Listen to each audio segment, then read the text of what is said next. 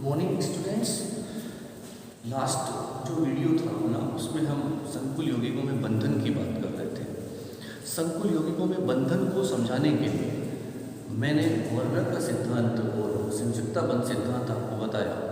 संयुजकता बंध सिद्धांत की क्या क्या उपयोगिताएं हैं, संयुजकता बंध सिद्धांत से हम क्या कर सकते हैं, क्या बता सकते हैं, किन सवालों का जवाब दे सकते हैं, वैलेंस बॉन्ड थ्योरी और वर्नर के सिद्धांत की क्या एप्लीकेशंस हैं, क्या उसमें कमजोरियां हैं, वो सारी चीज़ें मैंने आपको बताई।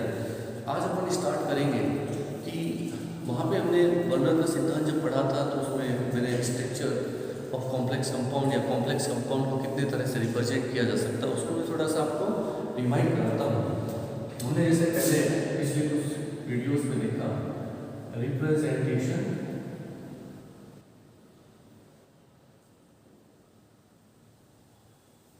Of complex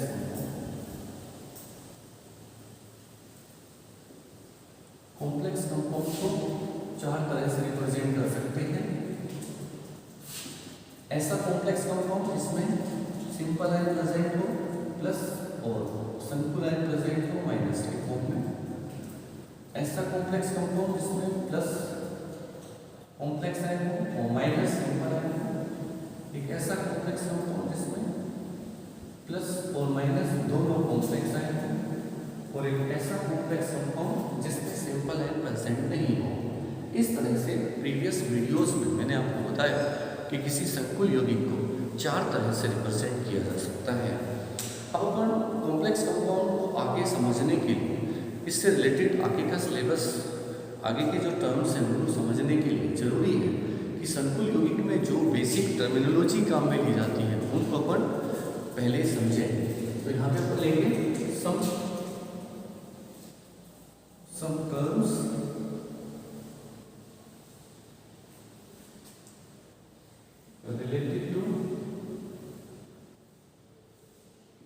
related to complex compounds.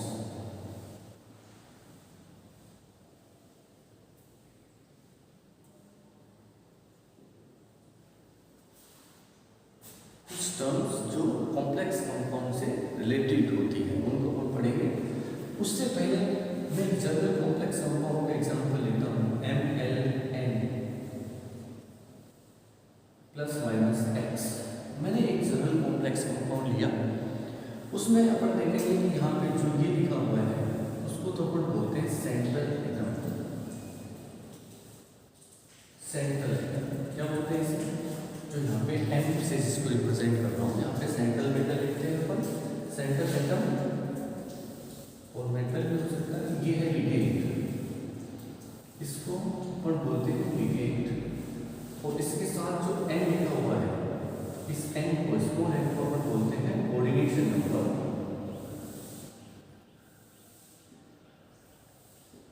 Coordination number समन्वय संख्या।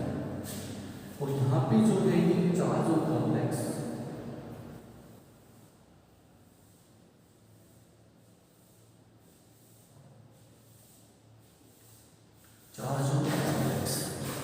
Okay.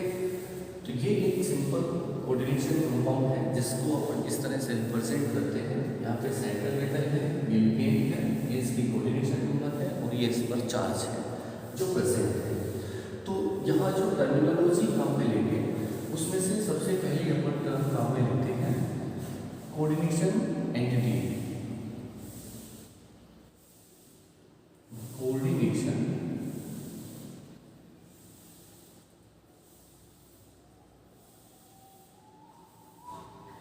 Coordination entity. Coordination entity जो फर्स्ट टर्म जो अपन यूज में लेते हैं इसे समन्वय मंडल भी बोलते हैं। समन्वय मंडल, कोऑर्डिनेशन एंटिटी, समन्वय मंडल, कोऑर्डिनेशन स्फीयर। लोग स्टूडेंट्स, यहाँ पे जो बड़ा ब्रैकेट है उस बड़े ब्रैकेट में क्या लिखा हुआ है, एक तो सेंट्रल मेटल लिखा हुआ है, दूसरा लिगेंड लिखा हुआ है। ये दोनों सेंट्रल मेटल और लिगेंड मिलकर जिसका फॉर्मेशन करते हैं उसे क्या कहते हैं अपन, कोऑर्डिनेशन एंटिटी। इट मींस, दोबारा से मैं रिपीट कर रहा हूं कि लिगेंड और सेंट्रल मेटल मिलकर जिस प्रणाली का निर्माण करते हैं, जिस सिस्टम को बनाते हैं, उसे कोऑर्डिनेशन एंटिटी कहा जाता है। इसे बड़े ब्रैकेट से दर्शाया जाता है। It is represented by big bracket. और सेंट्रल मेटल और लिगेंड्स जिसमें लिखे जाते हैं उसे कहा जाता है कोऑर्डिनेशन एंटिटी। ओके, नेक्स्ट अपन लिख चलते हैं central atom. Central atom means केंद्रीय परमाणु। सेंट्रल एटम का यहाँ मतलब है केंद्रीय परमाणु। केंद्रीय परमाणु, केंद्रीय परमाणु मतलब जो अपन ने अभी बताया कोऑर्डिनेशन एंटिटी में लिगेंड जिसके साथ बॉन्डेड होते हैं उसे क्या कहा जाता है, केंद्रीय परमाणु। स्टूडेंट्स देखो यहाँ पे ये सेंट्रल एटम है, इसके साथ लिगेंड बॉन्डेड है। तो जो अपन कह रहे थे पहले कि कोऑर्डिनेशन एंटिटी सेंट्रल मेटल और लिगेंड से मिलकर बनी होती है, तो यहाँ पे उसी के आधार पर अपन कह सकते हैं कि लिगेंड जिस केंद्रीय परमाणु से मिलकर बना होता है, जिस सेंट्रल एटम से मिलकर बना होता है उसे, या जिस एटम से मिलकर बना होता है जो कि सेंटर में प्रेजेंट होता है उसे कहा जाता है केंद्रीय परमाणु। ओके, इस तरह से सेंट्रल एटम को डिफाइन किया जा सकता है। नेक्स्ट थर्ड, इसके अंदर अपन यूज ले सकते हैं समन्वयक है, कोऑर्डिनेशन नंबर। कोऑर्डिनेशन नंबर जैसे यहाँ पे मैंने ये n है, इसको कोऑर्डिनेशन नंबर बताया। इस कॉम्प्लेक्स कंपाउंड में ये सेंट्रल मेटल है, ये लिगेंड है, और यहाँ n स्मॉल n जो लिखा हुआ है वो कोऑर्डिनेशन नंबर को रिप्रेजेंट कर रहा है। तो ये कोऑर्डिनेशन नंबर क्या है, आप ध्यान से सुनोगे। कोऑर्डिनेशन नंबर किसे कहा जाता है, किसी संकुल यौगिक में लिगेंड के द्वारा बनाए गए सिग्मा बंधों की संख्या, उपसहसंयोजक बंधों की संख्या को उस केंद्रीय परमाणु की समन्वय संख्या कहा जाता है। Number of covalent bond form by ligand is called coordination number with central atom. Okay, जैसे हम कुछ एक एग्जांपल लेते हैं यहाँ पे कोऑर्डिनेशन नंबर को समझने के लिए मैं कुछ कॉम्प्लेक्स कंपाउंड्स के एग्जांपल लेता हूँ। कोऑर्डिनेशन नंबर वैसे 2 हो सकती है, 4 हो सकती है, 5 हो सकती है, 6 हो सकती है। यहाँ पे अपन लेते हैं जैसे यहाँ पे लिया NiCO एग्जांपल फर्स्ट, तो इसकी जो कोऑर्डिनेशन नंबर है वो 4 है। यहाँ इस Ni से कितने CO जुड़े हुए हैं, 4, तो इसकी कोऑर्डिनेशन नंबर जो होती है 4। सेकंड लेते हैं अपन, सेकंड एग्जांपल Fe3CN का होल 6 -3। यहाँ Fe की जो कोऑर्डिनेशन नंबर है वो 6 है, यहाँ नंबर है 6। इसी तरह से और कोई एग्जांपल ले अपन CONS3 का होल 6 +3 कॉम्प्लेक्स आयन, तो यहाँ भी जो कोऑर्डिनेशन नंबर है वो 6 होगी। तो इस तरह से हम किसी सेंट्रल एटम की कोऑर्डिनेशन नंबर को बता सकते हैं। यहाँ पे ध्यान रहे, जैसा कि हमने VBT में पढ़ा था कि किसी संकुल यौगिक में केंद्रीय धातु परमाणु या आयन द्वारा उतनी संख्या में रिक्त कक्षक उपलब्ध करवाए जाते हैं जितनी उसकी समन्वय संख्या होती है। और जब कोई लिगेंड सेंट्रल मेटल के साथ बॉन्डेड होता है तो उस समय लिगेंड के जो फिल ऑर्बिटल है मेटल के वैकेंट ऑर्बिटल के साथ ओवरलैपिंग करके जो बंध बनाते हैं वो सिग्मा टाइप का बंध होता है। इसमें लिगेंड के भरे हुए कक्षक, लिगेंड का जो एटम है वो दाता परमाणु की तरह काम करता है और सेंट्रल एटम ग्राही परमाणु की तरह काम करता है। यहाँ पे लिगेंड के द्वारा सेंट्रल एटम को इलेक्ट्रॉन्स दे दिए जाते हैं और इस तरह से दाता परमाणु और ग्राही परमाणु यहाँ पे देखे जाते हैं। और यहाँ एक जो बंध बनता है वो सिज्विक की धारणा के आधार पर पोलिंग ने बताया उपसहसंयोजक प्रकार का बंध बनता है, सिग्मा टाइप बंध होता है। ध्यान रहे कि जो सेंट्रल मेटल के भरे हुए कक्षक हैं जब लिगेंड के वैकेंट ऑर्बिटल के साथ ओवरलैपिंग करेंगे तो जो बैक बॉन्डिंग होगी वहाँ पे जो बॉन्ड बनेगा वो पाई बॉन्ड होता है, वो उसकी कोऑर्डिनेशन नंबर को डिटर्मिनेशन में पार्टिसिपेट नहीं करेगा। इट मीन्स हम ये कह सकते हैं इन शॉर्ट कि जो लिगेंड है वो सेंट्रल मेटल के साथ जितने सिग्मा बॉन्ड बनाता है उन सिग्मा बॉन्डों की संख्या को अपन समन्वय संख्या कहेंगे। ओके, तो इस तरह से हम कोऑर्डिनेशन नंबर को समझ सकते हैं। इसी के साथ अपन लेके चलते हैं नेक्स्ट जो अपनी टर्म है लिगेंड।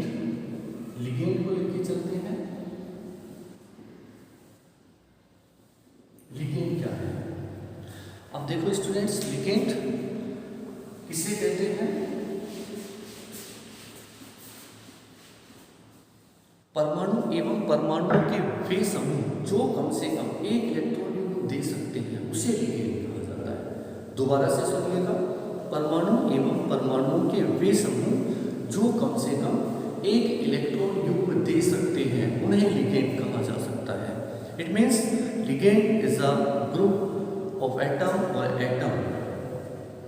ओके, लिगेंड क्या है? एक परमाणु और परमाणुओं का समूह है जिसके द्वारा एक इलेक्ट्रॉन पेयर डोनेट किया जाता है सेंट्रल मेटल के वैकेंट डी ऑर्बिटल्स में। ओके, तो यहाँ पे हमने लिगेंड की डेफिनेशन पढ़ी। उसके बाद अपन देखो लिगेंड का क्लासिफिकेशन पढ़ेंगे। लिगेंड्स को किस तरह से डिवाइड किया जा सकता है, लिगेंड कितने प्रकार के होते हैं।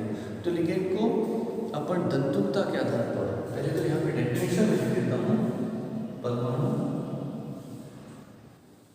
एवं परमाणुओं के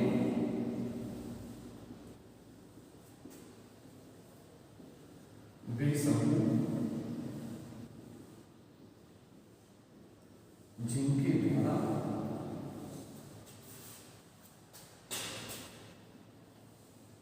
कम से एक इलेक्ट्रॉन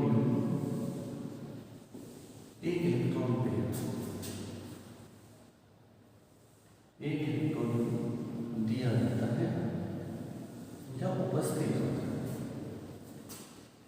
उपस्थित होगा तभी देंगे। परमाणु एवं परमाणुओं के वे समूह जिन पर एक इलेक्ट्रॉन को उपस्थित होता है या एक इलेक्ट्रॉन को देने की प्रवृत्ति रखते हैं या दिया जाता है उन्हें लिगेंड कहते हैं। लिगेंड में ये जो दाता परमाणु है, डोनर एटम्स है, जो इलेक्ट्रॉन को देने की टेंडेंसी रखते हैं उन्हें उनकी संख्या को दंतुकता कहते हैं। लिगेंड में उपस्थित किसी लिगेंड में उपस्थित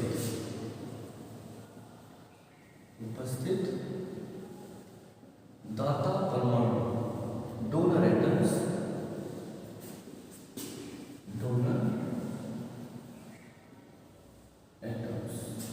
की संख्या को उसकी दंतुकता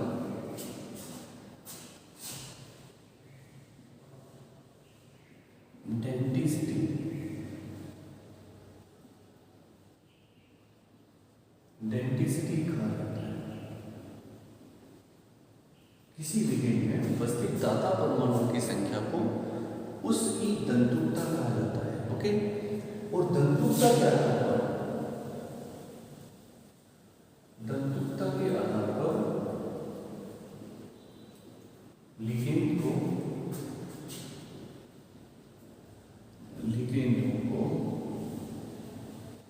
वर्गीकृत किया जा सकता है, क्लासिफाई किया जा सकता है। दंतुकता के आधार पर लिगेंड को वर्गीकृत किया जा सकता है। तो अपन क्लासिफिकेशन ऑफ लिगेंड्स पढ़ रहे हैं।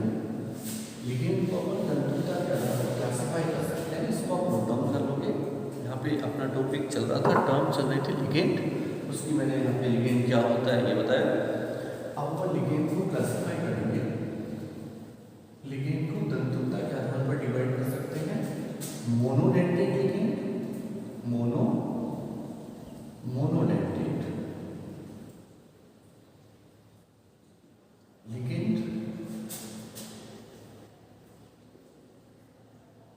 डाइडेंटेट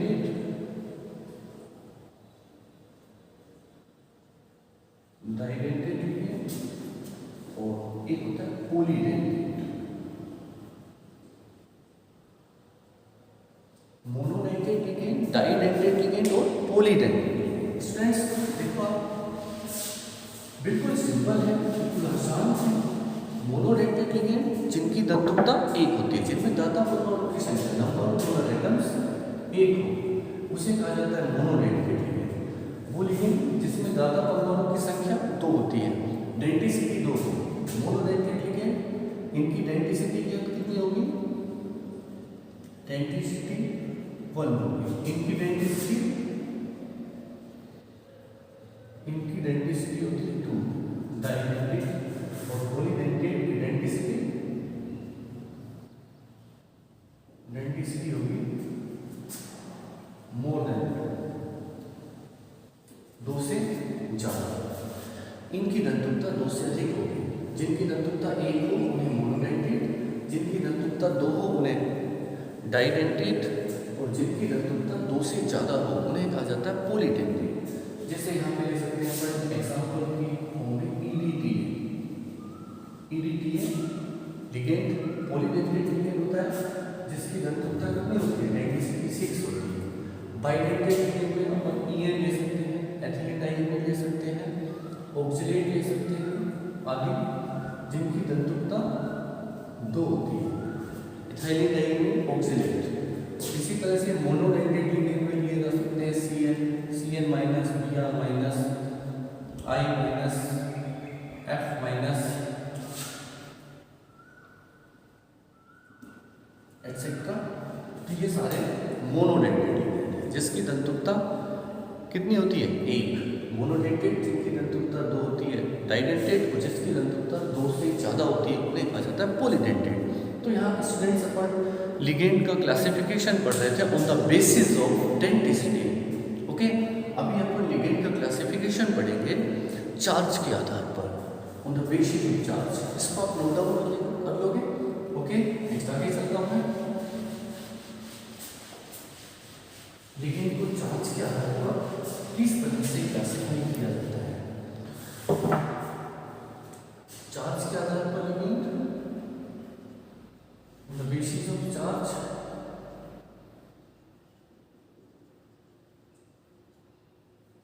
या चार्ज के आधार पर अपन इनका क्लासिफिकेशन पढ़ेंगे। सिंपल एनालिसिस हो जाएगा। चार्ज के आधार पर लिगेंड को किस तरह से क्लासिफाई करेंगे? वो 3 पार्ट्स में डिवाइड करेंगे। डिवाइडिंग 3 टाइप्स लिगेंड को on the basis of charge का। और एक तो होता है पॉजिटिव लिगेंड, पॉजिटिव लिगेंड। एक होता है students negative ligand,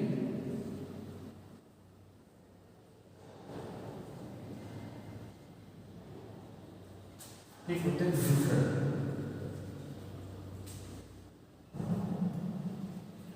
positive ligand, negative ligand and neutral ligand.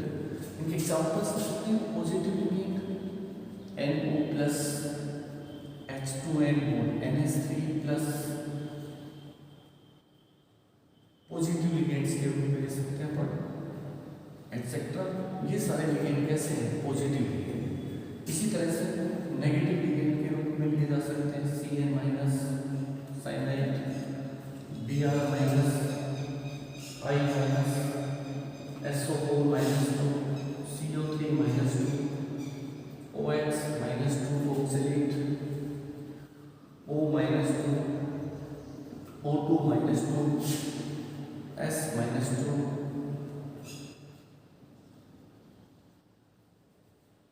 ये सारे हो सकते हो। ये सारे ligand NO3 minus, NO2 minus, N minus 3 etcetera. ये सारे लिगेंड कैसे हैं? Negative ligand. उसके बाद आते हैं न्यूट्रल लिगेंड। न्यूट्रल लिगेंड के एग्जांपल लिया जा सकते हैं जिन पर कोई चार्ज नहीं होता है, H2O, NH3, pyridine, okay, carbonyl. ये सारे ऐसे लिगेंड हैं जिन पर कोई चार्ज नहीं होता। इस तरह से लिगेंड को मैंने on the basis of charge 3 parts में डिवाइड किया, positive ligand, negative ligand and neutral ligand. यहाँ पे देखेंगे अपन पॉजिटिव लिगेंड वो लिगेंड है जिन पर पॉजिटिव चार्ज होता है, नेगेटिव लिगेंड वो लिगेंड है जिन पर नेगेटिव चार्ज होता है, और न्यूट्रल लिगेंड वो लिगेंड है जिन पर कोई चार्ज नहीं होता। तो इस तरह से हमने लिगेंड का क्लासिफिकेशन पढ़ा। तो नेक्स्ट अभी जो अपन बेसिक टर्मिनोलॉजी पढ़ रहे थे related to coordinate compound, complex compound, उन सब से आगे उन सबको यूज में लेंगे अपन जब हम क्या पढ़ेंगे, लिगेंड का नोमेनक्लेचर। स्टूडेंट्स, आपके एग्जाम में नोमेनक्लेचर से रिलेटेड क्वेश्चन लगभग हर साल या एक बार छोड़कर तो पूछ ही लिया जाता है। बहुत ही इम्पोर्टेंट है, यहाँ से इम्पोर्टेंट टॉपिक है जिसको आप थोड़ा सा ध्यान से और प्रैक्टिस के साथ पढ़ोगे। प्रैक्टिस के लिए मैं आपको मैटर अवेलेबल करा दूंगा, अभी आप थोड़ा ध्यान से देखेंगे, इसके रूल्स वगैरह जो हैं वो मैं आपको दे दूंगा, थोड़ा सा ध्यान से देखेंगे। ओके, अभी अपन लेके चलते हैं nomenclature of complex compounds. Next topic है अपना नोमेनक्लेचर ऑफ कॉम्प्लेक्स कंपाउंड्स।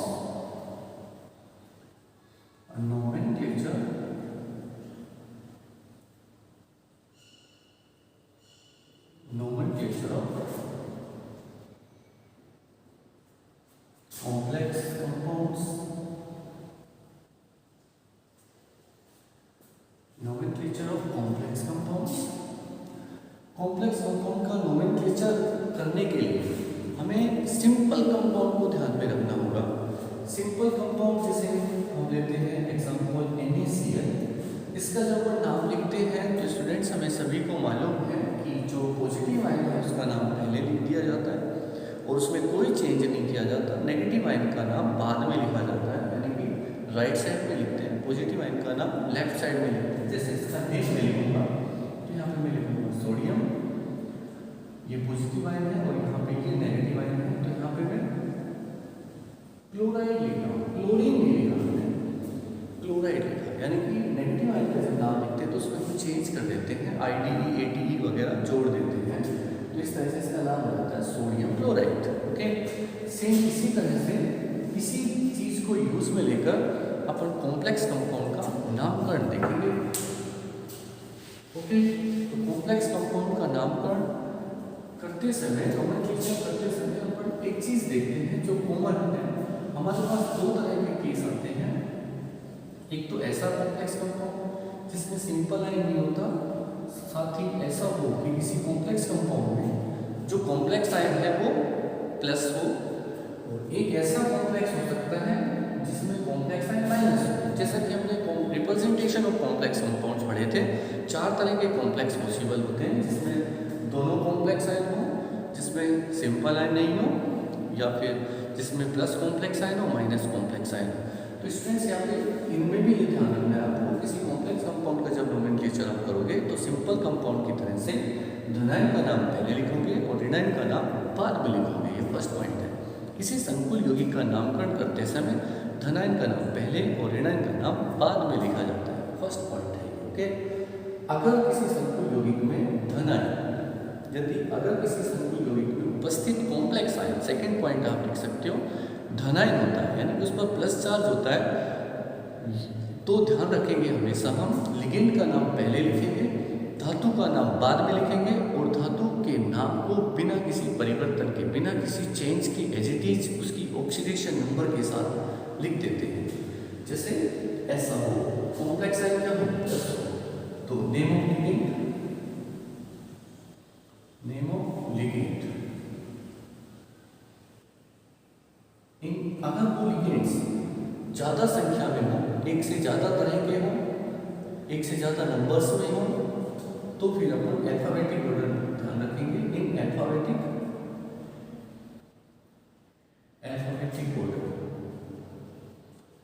पहले लिगेंड का नाम लिखेंगे, अगर वो एक ही तरह के हैं तो उनके नाम के आगे न्यूमेरिकल वर्ड्स, जैसे 2 के लिए डाई, 3 के लिए ट्राई, 4 के लिए टेट्रा वगैरह लिख देंगे। अगर वो संख्या में टाइप एक से ज़्यादा है तो फिर उनके नाम जब लिखेंगे अपन तो अल्फाबेटिक ऑर्डर में लिख देंगे। ओके, जो अल्फाबेट में पहले आता है उसको पहले, बाद में आता है उसे बाद में, ये चीज़ आपको ध्यान रखनी है। ऐसा ही जब उसमें किसी कॉम्प्लेक्स कंपाउंड में सिंपल आयन नहीं होता तो अपन करते हैं लिगेंड का नाम पहले लिख देंगे और फिर मेटल का नाम लिखेंगे। ये करने के बाद अपन सेंट्रल मेटल लिख देंगे बिना किसी चेंज के। जैसे सेंट्रल मेटल कॉपर है तो उसका नाम कॉपर लिखा जाएगा और प्लस उसकी फिर ऑक्सीडेशन स्टेट लिख दी जाएगी। ओके, इस तरह से अपन लिख देंगे। फिर इसके बाद में आयन का नाम लिख दिया जाएगा। जैसे आप कोई एग्जाम्पल लेता हूँ, एग्जाम्पल में यहाँ हूँ, जैसे एक एग्जाम्पल है अपने पास NaCO4, first example, second example लेता हूँ मैं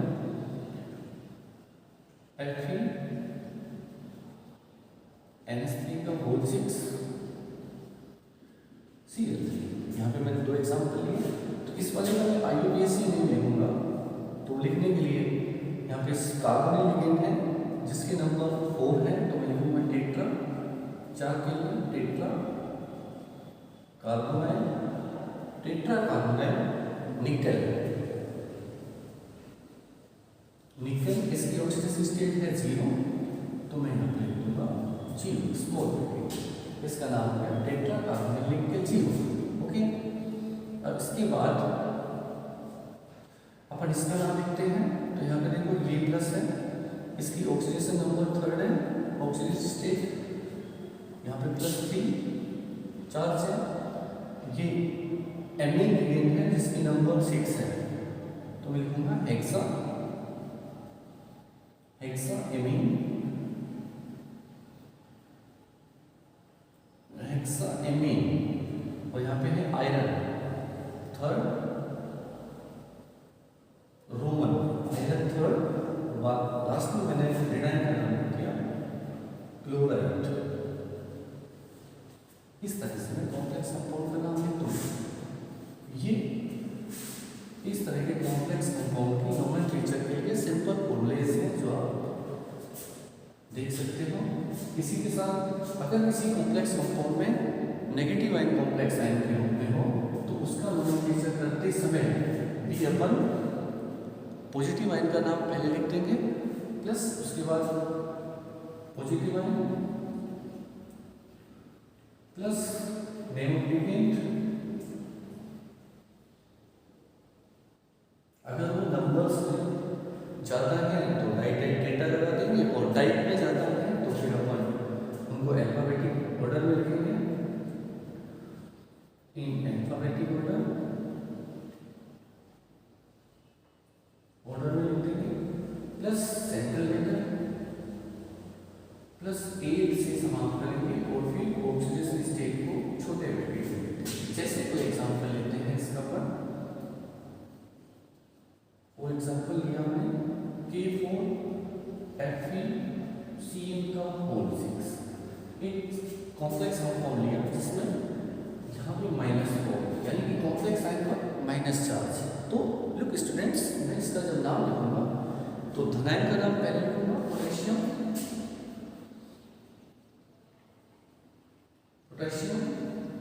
और फिर उसके बाद लिगेंड का नाम हेक्सासाइनो,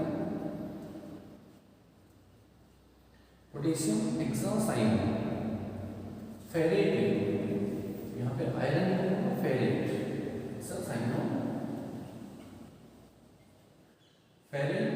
ऑक्सीडेशन स्टेट इसकी यहाँ पे -4 है तो सेकेंड रहेगी फेरेट सेकेंड,